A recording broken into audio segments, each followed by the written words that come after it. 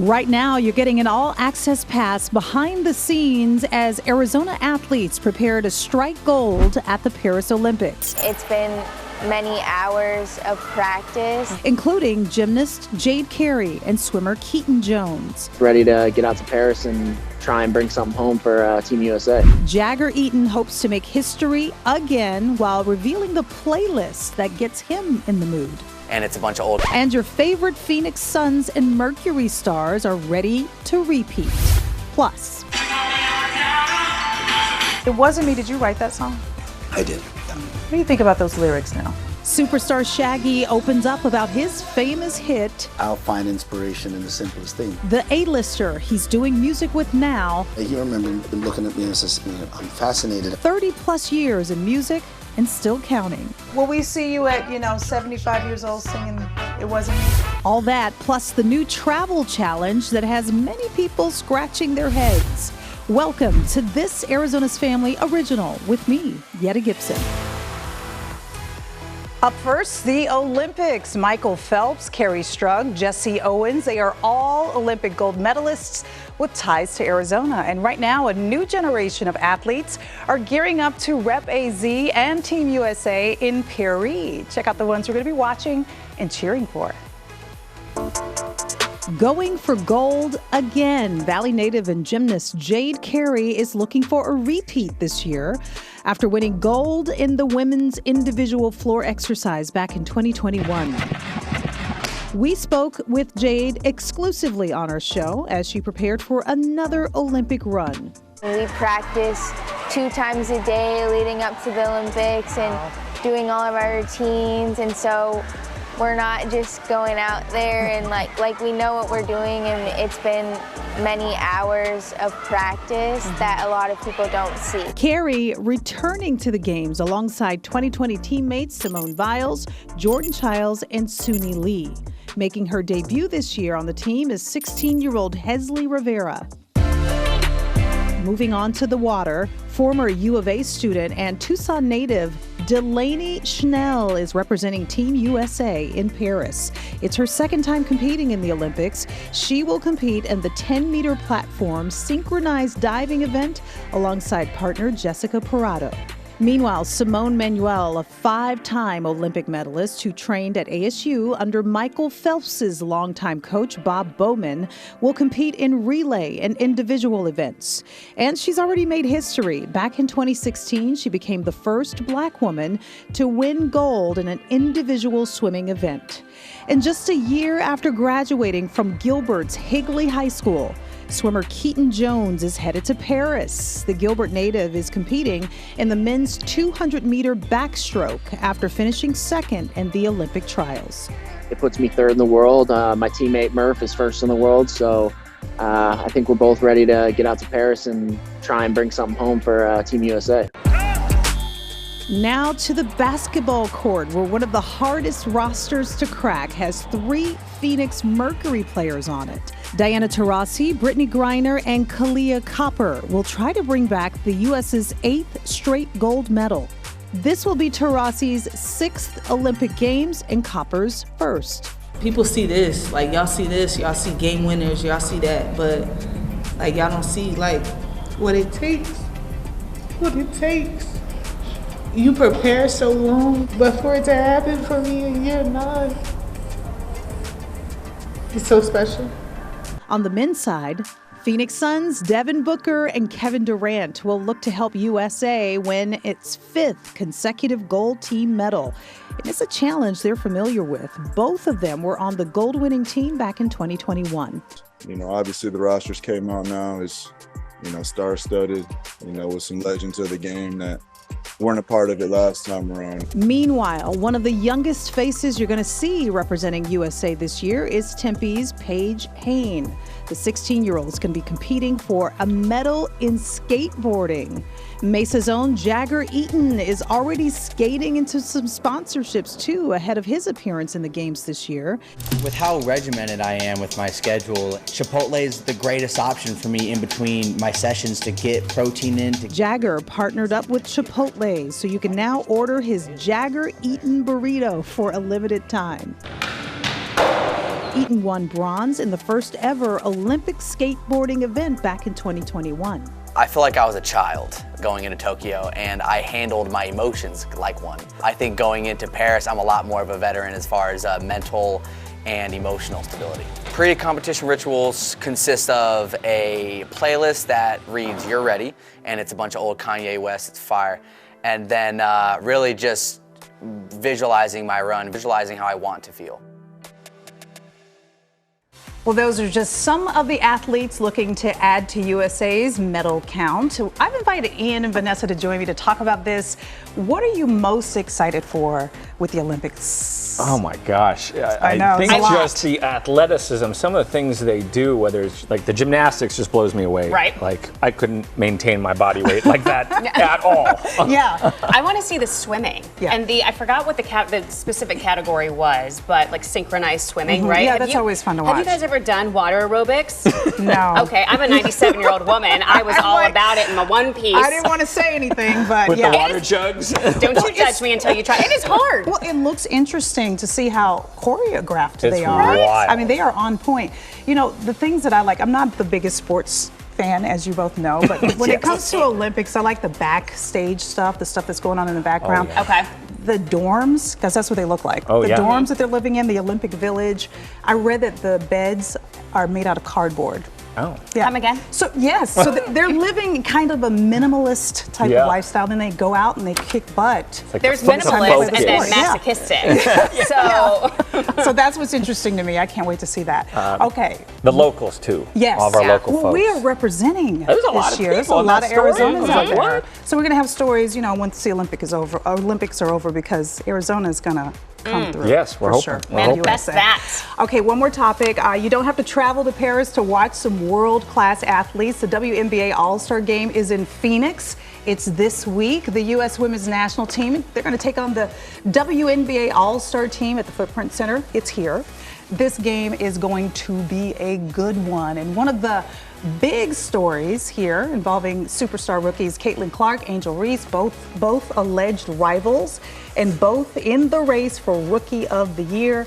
Now they're on the same team. I'm sure you've been following this. It's not confirmed that they're beefing. I know. It's like 90s rap. I don't You know. The beefs are going. But it's like, have you ever had to work with someone who's like a rival of yours? You both are professionals. I'm sure you handle it if you did. behind the scenes. But I mean, don't we do that as journalists every day? You're Yeah, out I in the think field, so, you yeah. see your rival. And you want to scoop them, you want to get the information. And then sometimes we have someone who works at one station, they come over, it's like, oh, we used to hate each other, and now we're friends, I guess. Is it bad that I never felt competition out there? I've always wanted to just Have have people, fun. well, then you're a better person than Ian and myself. So thank you. I think it's good.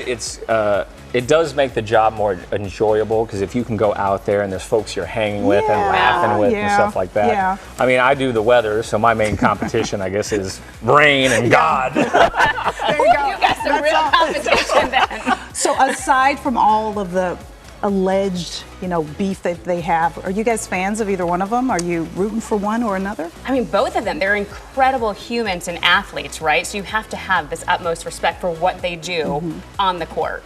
Yeah, I just love the hype with Phoenix that's going on. We had the Super Bowl, this is coming to town, that's and pretty cool. it's just a lot of excitement. And then how the WNBA is just like on fire right now. Yeah, it's great to It's see. been deserved Yeah. for a long, long time, but like now it's happening. Yeah. That's really exciting. Yeah, again, not a big sports fan, but I like the people because of their swag. Yeah. Angel Reese right now. Oh, yeah. I just like her clothes. I think it's cool. We're going to see you in just a few. We're going to talk about this new travel trend. Have you heard about it? Oh no. Trust me, you're going to be like, Yetta, excuse me? Is that what that means? That's exactly what you're going to think. We're going to talk about that when we come back. It wasn't me. Did you write that song? I did. What do you think about those lyrics now? Superstar Shaggy opens up about his famous hit, his motivation, I'll find inspiration in the simplest thing. and the unlikely experience that helped shape his sound. Walked in, I didn't know what I was getting into. I just knew I needed to get out of the environment that I was. The A-lister he's doing music with now You remember him looking at me and says, I'm fascinated. Will we see you at, 75 years old singing It Wasn't Me? As long as my knees go hold up. All of that when this Arizona's Family original with me, Phoenix, y'all ready to represent?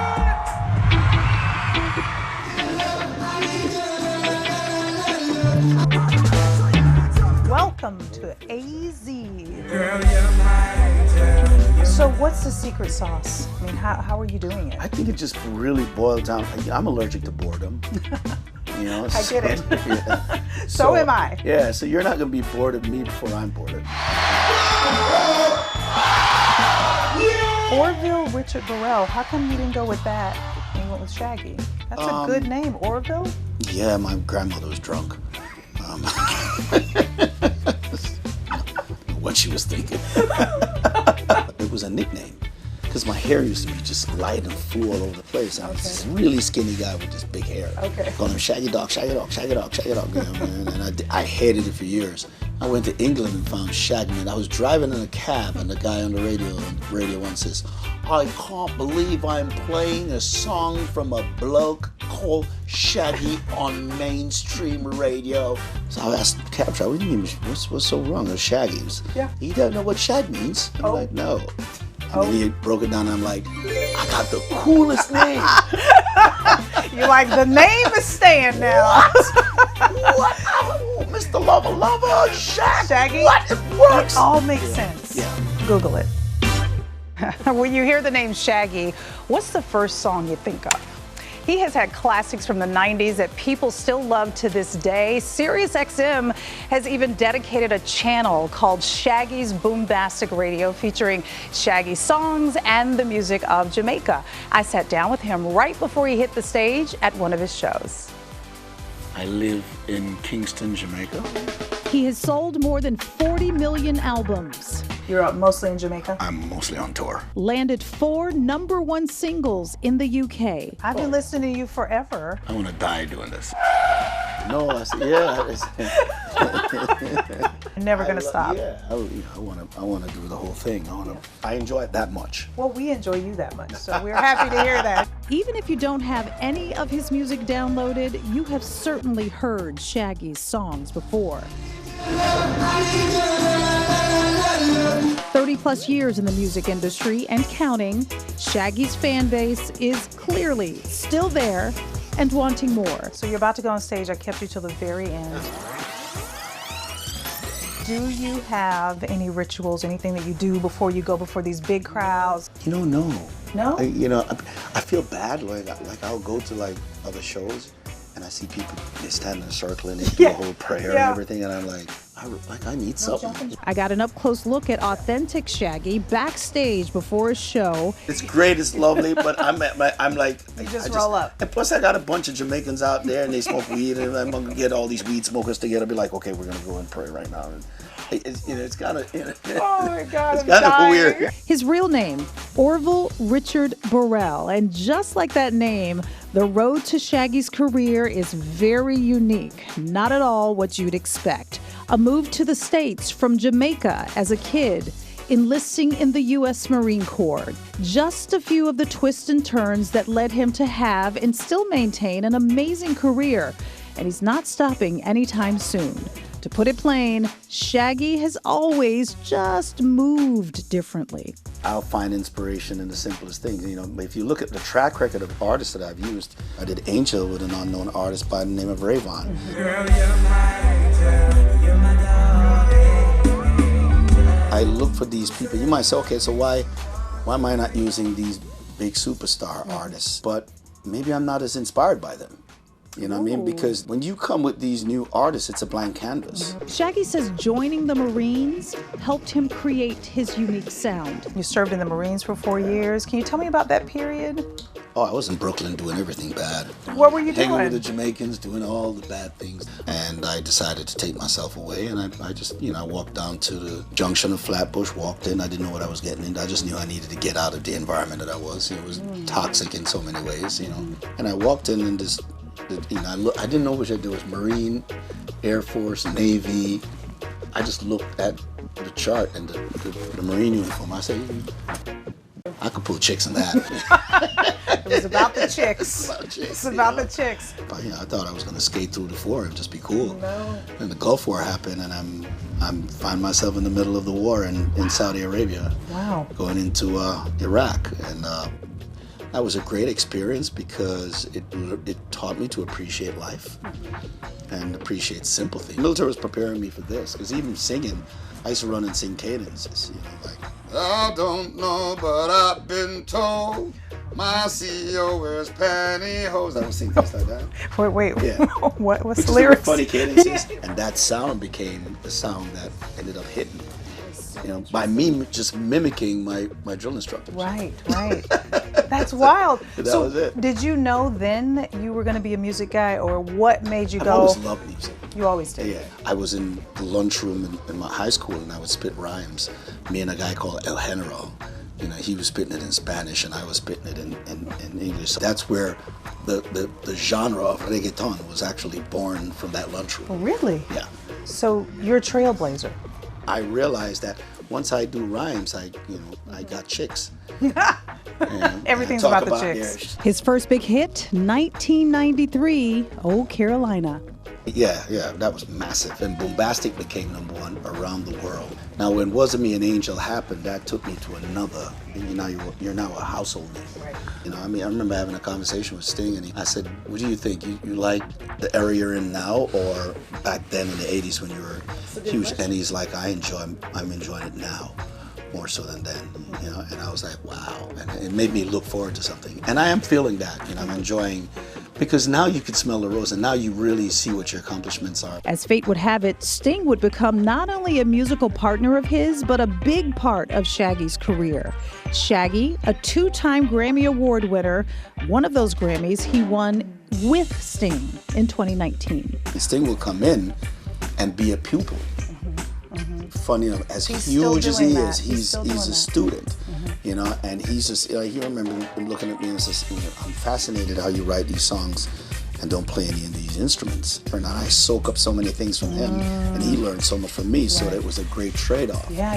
You know? So he's like masterful. Super genius. But it's that situation where there has to be some sort of a synergy and a rapport that works with you and that person to make it magic. Yeah, I never would have thought you and Sting, which is on paper, it looks weird. On paper, but I'm like, wow, it's an awesome pairing. Shaggy is a person who, through many journeys, has wholeheartedly found his life's purpose through music. I just do whatever is called upon me to do. You know, so I use my talent to just do that. I write songs, I perform them, I do them. All my band members, they all have kids and families, and you know what I mean. And there's a feeling of satisfaction to know that you've changed people's lives. That's awesome. But I couldn't let him go though before asking one more pressing question I had to ask. It Wasn't Me. Did you write that song? I did. What do you think about those lyrics now? Is it good advice? You know what it is? It is a great advice, because if you listen to the end of the song, it says, I'm going to tell her that I'm sorry for the things that I've done. You may think that you're a player, but you're completely lost. See, you didn't listen down to the end. I didn't. Yeah. I was just dancing. You just danced to the front part and says, I hate that Shaggy. He's just condoning cheating. No. It was the opposite. I was like, I love that Shaggy. It was the opposite. Yeah. But you know what? I got that from Eddie Murphy's Raw. Oh. If you watch Raw, he had a whole stand-up. That's where it was inspired? And he says, you got caught in, it wasn't me. I caught you in the camera, but you were here. Oh, maybe it wasn't you. What song do people come up to you the most and just start blurbing out and start singing, start jamming out with? It used to be Mr. Lava Lava. Yeah. People just walk in the airport like, Lava Lava. Yeah. You know? Yeah. That was me on the news the other day. Right. Mr. Lava Lava. Don't forget Shaggy's going to be there. Is really? Mr. Lava Lava. Yes. Keep going. Mr. Lava Lava. As of late, It Wasn't Me is really, you know, I would say for the last 10 years, it's been that record. It's the jam. It's the jam. Back to the Festival of the Ostriches, and before the show, the droves of people here showed up and made this show sell out. Bill Withers is one of my favorite, you know? Okay. There's no sunshine when she's gone. Well, will we see you at, 75 years old singing It Wasn't Me? As long as my knees go well. You know what I enjoy doing now? Then Sting actually made me do is I enjoy doing covers. That's going to be a good show. That's going to be, I'll let you go. I appreciate you. Thank you very much. Love Shaggy. All right, shut off the music now and the movies. There is a new travel trend where you just stare at a screen for hours, and it's not the screen you think.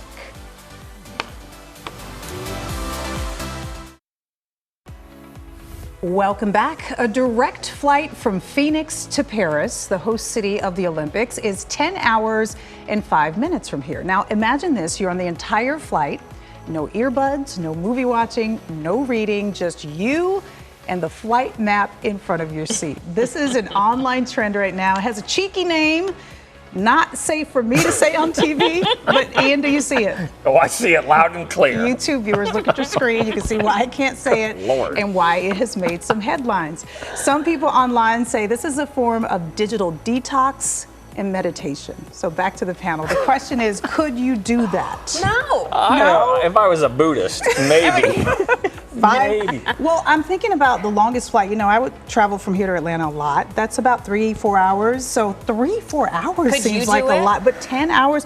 Can well, you read a book? No, you've seen the flight map. and It's you're just the just little dots. staring. You're just sitting there. It could be therapeutic. You can get everything off your mind, work through some things. Yeah, I mean, you could think a lot. I mean, it's like a long hike where you do a lot of thinking. No, but you can look at different things when you're on a hike, That's right? true, and take photos. Do you understand why people could do it? I get this, right? But also, being in therapy myself, and my therapist has asked me to do this for 3 minutes, right? And then tears come down. Could you imagine sitting next to somebody? I'm a stranger, you're sitting next to me, and I'm just crying. I have to ask, could you imagine how this name came about for this trend? I can't, I've been trying to figure it out for a couple days. I want to meet the person who came up with that name and say, oh yeah, we're putting that in the headline. Could you do it? I could probably not do it on a trip to Paris, but I could do it for a while. I could. You could do 2 hours. Yes. Maybe max. I really wish I could wrap it up by saying the name, but I'm not going to do it. Look it up, Google it. Thank you so much, guys. Thanks and for thank you for joining me. I'm looking forward to more conversations on some of these wild topics. Thank you so much for watching. You can connect with me on Instagram, where you can see more behind the scenes stuff. My handle's down below. We hope you feel informed and inspired. Thank you so much for joining us for this Arizona's Family Original. We'll see you again real soon. Look at that snack. Oh, yeah, these snacks. I would date us. Hey, kudos to you. I don't care. I'm out. I'm done by that. That wasn't me line. That's my line. Right? You not avoid the wide because I end up looking like Ernie or Bert, whichever has a big head.